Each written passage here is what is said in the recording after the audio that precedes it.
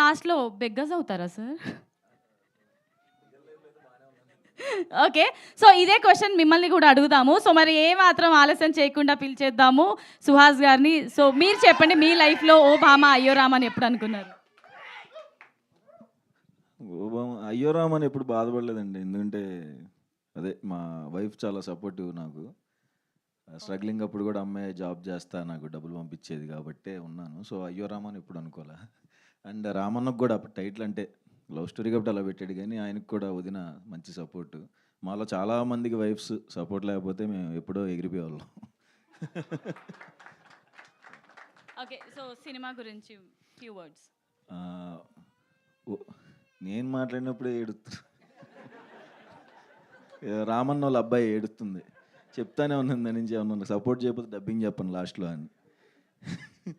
ఆ, సినిమా రామన్న నాకు ప్రతిరోజు పండుగే సినిమాకి మారుతి అన్న దగ్గర అసోసియేట్ అన్న. ప్రతిరోజు పండుగ అప్పుడు పరిచయం బాగా క్లోజు. హిట్ 2 కూడా ఆయన అసోసియేట్. సో హిట్ 2 అప్పుడు చెప్పాడు కదా. చెప్పిన వెంటనే నాకు లవ్ స్టోరీ ఏంటి అన్నా అన్నాను. నన్ను నమ్ముడు ఎల్లింగ్ అన్నాడు.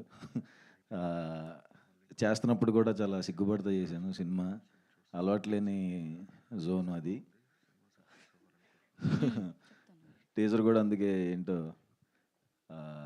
కొంచెం భయం వేసింది నాకు. బట్ నేను సాంగ్స్ కోసం వెయిట్ చేస్తున్నానండి. రతన్ గారు ఫెంటాస్టిక్ సాంగ్స్ ఇచ్చారు.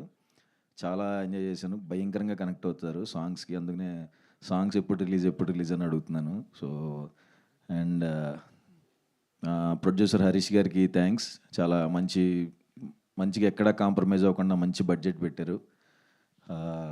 And Brahmakadli sir thank you so much. And Satvik and Moin బాగుంటాయి వాళ్ళ క్యారెక్టర్స్. అండ్ మాలవిక కూడా ఫెంటాస్టిక్గా చేసింది. తను జో అనే సినిమాలో చూసినప్పుడే సూపర్ చేసిందాం అనుకున్నాం. ఇందులో కూడా ఇంకా బాగా చేసింది, చాలా బాగా చేసింది. అండ్ అంతే, thank you. Right. Thank you so much Suhas గారు. మరి వి ఆర్ట్స్ ప్రెజెన్స్ ఓ భామ అయ్యో రామ ఈ టీజర్ చూసాము. సూపర్